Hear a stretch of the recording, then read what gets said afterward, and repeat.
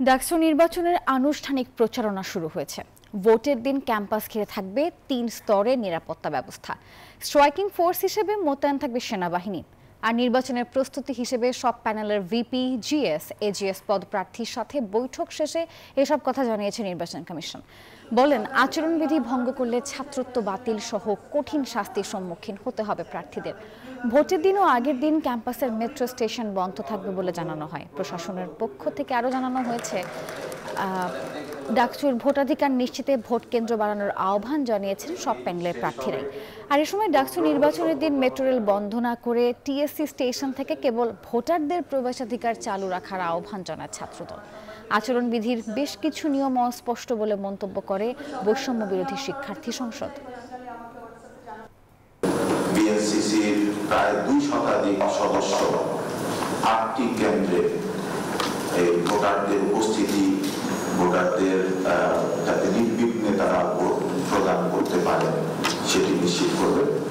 এর সাথে দ্বিতীয় স্তরে পুলিশ বাহিনীর সদস্যরা বিভিন্ন কেন্দ্রে উপস্থিত থাকবেন। মেইন 7টি এন্ট্রি পয়েন্টে আর্মি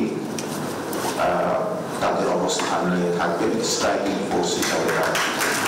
দর্শক, ডাকসু নির্বাচনের বিষয়ে সবশেষ তথ্য জানাতে ঢাকা বিশ্ববিদ্যালয়ের ক্যাম্পাস থেকে এই মুহূর্তে যুক্ত হচ্ছেন সহকর্মী আল মোহাইমিনুল খান। মোহাইমিন, নিশ্চয়ই শুনতে পাচ্ছেন আমাকে। জানাবেন, আজই তো আনুষ্ঠানিক প্রচারণা শুরু হচ্ছে, তো সেই হিসেবে নির্বাচনী আচরণবিধি সবাই মেনে চলছে কিনা এবং কেমন দেখছেন ক্যাম্পাসের পরিবেশ, বিস্তারিত জানাবেন। ধন্যবাদ নাফিসা আপনাকে। আমি এই মুহূর্তে দাঁড়িয়ে আছি ঢাকা বিশ্ববিদ্যালয় ক্যাম্পাসে, যেখানে কিন্তু এরই মধ্যে আমেজ ছড়িয়েছে ডাকসু নির্বাচনের, এবং আজ সকাল 10টা থেকে কিন্তু প্রার্থীরা তাদের প্রচারণার কাজ চালিয়ে যাচ্ছেন। দেখতে পাচ্ছেন এই মুহূর্তে কিন্তু প্রচারণা চালাচ্ছে বাংলাদেশ জাতীয়তাবাদী ছাত্র দল।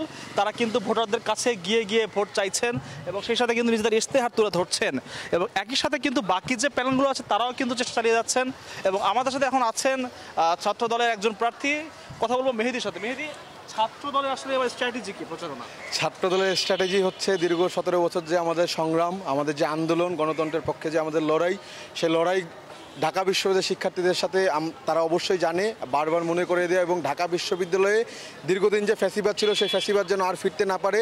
ঢাকা বিশ্ববিদ্যালয়ের শিক্ষার্থীরা গণতান্ত্রিকভাবে যে ভোট হচ্ছে, সেই ভোট যেন দেয়, সেই ভোটের পক্ষে উদ্বুদ্ধ করা, আমাদের যে কার্যক্রম, সামনেও যে আমরা গণতন্ত্রের ধারক বাহক হব সেটা জানিয়ে দেওয়া, এবং ঢাকা বিশ্ববিদ্যালয়কে একটি গবেষণাধর্মী শিক্ষা বিশ্ববিদ্যালয়ে রূপান্তর করব, এই বার্তা আমরা আসলে পৌঁছে দিব। এবং ঢাকা বিশ্ববিদ্যালয়ের শিক্ষার্থীরা যে সমস্যা, আবাসন সংকট, খাদ্যের পুষ্টিমানের অভাব, এই সকল সংকট আমরা অবশ্যই নিরসন করব, এই প্রত্যাশা, এই প্রতিশ্রুতি। বিভিন্ন প্ল্যান দেখে আমরা দল বেঁধে প্রচারণা চালাই। আপনার ভিপি একা, আপনি একা কেন?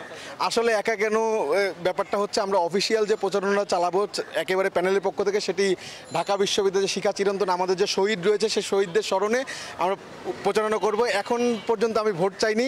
আমরা আগে সবার সাথে দোয়া চাচ্ছি, যখন অফিসিয়ালি আমরা প্যানেল সহ ভোট চাবো তখন থেকে হচ্ছে ভোট চাবো। এখন পর্যন্ত আমি ভোট চাইনি, সবার কাছে দোয়া চেয়েছি। যেমনটি শুনতে পাচ্ছেন, এবার কিন্তু তাদের স্ট্র্যাটেজি হচ্ছে যে এককভাবে ভোটারদের কাছে পৌঁছে যাওয়া। আমরা দেখেছি ছাত্র দলের ভিপি থেকে শুরু করে বাকি যে প্রার্থীরা রয়েছেন তারা কিন্তু একা একা ঘুরে বেড়াচ্ছেন এবং যারা ভোটার রয়েছেন তাদের কাছে নিজেদের অভিমত এবং ইশতেহার তুলে ধরছেন। তো এখান থেকে এই ছিল এখন পর্যন্ত আমার কাছে সর্বশেষ তথ্য। মোহাইমিন, ধন্যবাদ আপনাকে।